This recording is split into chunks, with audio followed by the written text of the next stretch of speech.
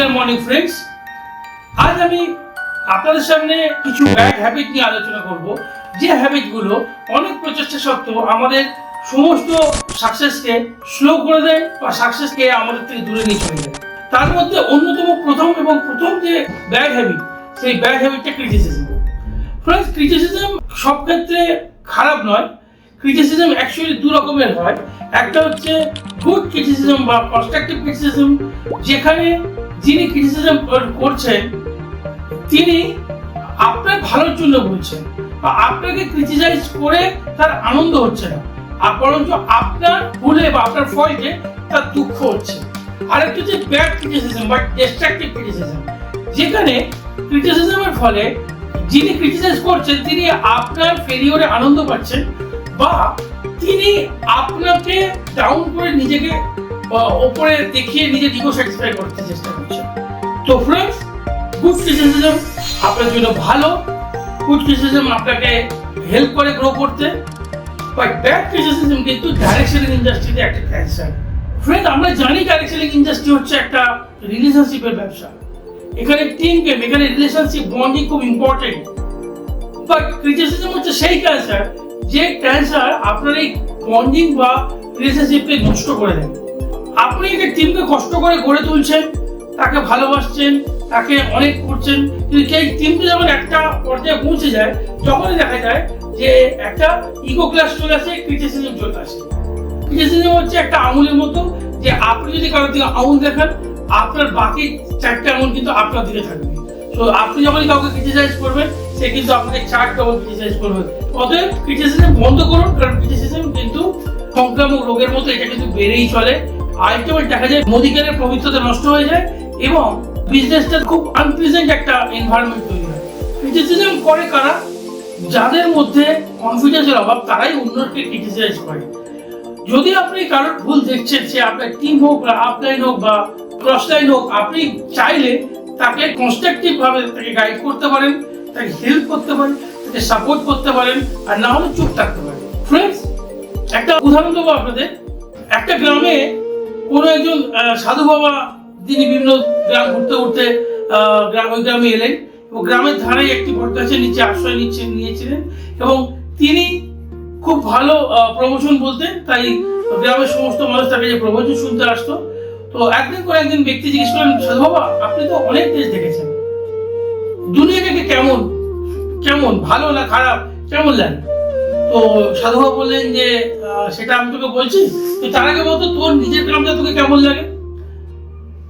তো সেই ব্যক্তি যে তাকে বললেন যে আমার গ্রামটা খুব বাজে, লোকে এখানে রোজগার নেই, এখানে এই রাস্তাঘাট ভালো না, ওখানে জল নেই না, রিলেশনশিপ খারাপ, খুবই বাজে, খুবই ফ্রাস্ট্রেটেড। সাধু বাবা বললো, একদম ঠিক বলেছিস, জানিস তো বাকি আমি সারা দুনিয়াগুলোতে ঘুরে দেখেছি, সব জায়গায় একরকম, সেখানে সব জায়গাতেই একই সমস্যা। তুই যা যা বলছিস, সারা পৃথিবী সব জায়গাতে আমি যতগুলো জায়গা দেখেছি, সব জায়গায় একই রকম, কোথাও শান্তি নেই, সব জায়গায় একই। তিনি চলে গেলেন। কয়েকদিন পরে আরো একজন ব্যক্তি, তিনি একইভাবে প্রশ্ন করলেন, সাধু বাবা, আপনি তো সারা দুনিয়া দেখেছেন, দুনিয়া আপনার কেমন লাগে? তো সাধু বাবা একইভাবে বললেন যে তোর আমার নিজের গ্রাম থেকে কেমন লাগে? সে বলছে, আমার গ্রাম খুব সুন্দর, প্রকৃতি দেখুন আমাদেরকে কত কিছু দিয়েছে, কত সুন্দর ফ্যামিলি দিয়েছে, ভগবান আমাদের পাশে আছেন, আমার খাওয়া পড়ার অভাব হয় না, গ্রামে সুন্দর জল পেয়ে যাই, পরিবেশও খুব ভালো, সমস্ত মানুষ আমাদের হেল্প করে, বন্ধুত্বপূর্ণ। বলছে, বাহ, একদম সারা পৃথিবী জানিস তো তোর গ্রামের মতোই সুন্দর, সবকিছু সুন্দর। তো তিনিও চলে গেলেন। তো তার শিষ্য তাকে প্রশ্ন করলেন, আচ্ছা সাধু বাবা, আপনি দুজনকে দুরকম কথা বললেন কেন? দুজনে তো একই প্রশ্ন করলো। বলে, দেখ, যে মানুষটি বললেন যে তার গ্রাম খারাপ, ভগবানের দেওয়া সবকিছু তার কাছে খারাপ মনে হচ্ছে, তাকে আমি পৃথিবীর যেখানে নিয়ে যাই না কেন তার খারাপই লাগবে। সেই জিনিসটাকে ভগবানের দানটাকে সে যখন ক্রিটিসাইজ করছে, সারা দুনিয়াকেও সে ক্রিটিসাইজ করবে।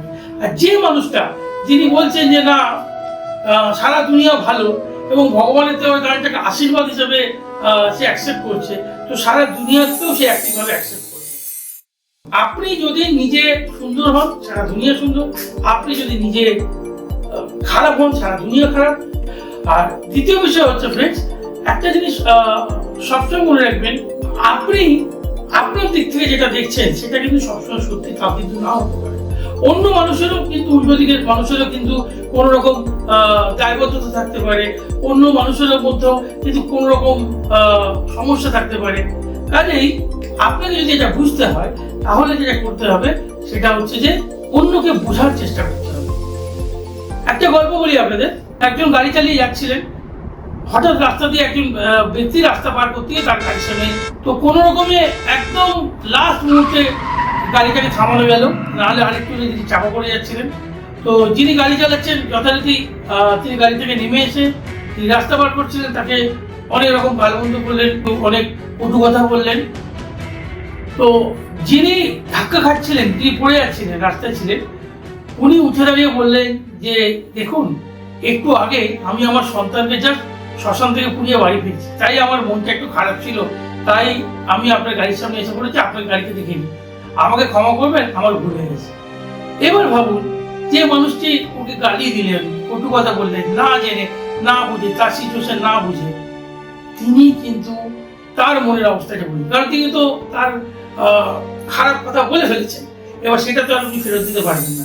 সো ফ্রেন্ডস, যখনই কারো ক্রিটিসাইজ করবেন মনে রাখবেন উল্টো দিকের মানুষটারও কিছু এমন দায়বদ্ধতা হতে পারে যার ফলে তিনি হয়তো না চাইতেও সেটা করছেন। আর যদি তিনি আপনার টিম মেম্বার হয়, আপনার দায়িত্ব কিন্তু তাকে শুধরানো, এটা কিন্তু আপনার রেসপন্সিবিলিটি। কাজেই আপনি টিমের ক্রিটিসাইজ না করে তার সমস্যা বোঝার চেষ্টা করুন, তার কোথায় প্রবলেম হচ্ছে, কেন সে ডেভেলপমেন্ট করতে পারছে না, কেন সে পারফর্ম করতে পারছে না, যেরকম চাইছে সেটা বোঝার চেষ্টা করুন এবং তাকে সলিউশন দিন।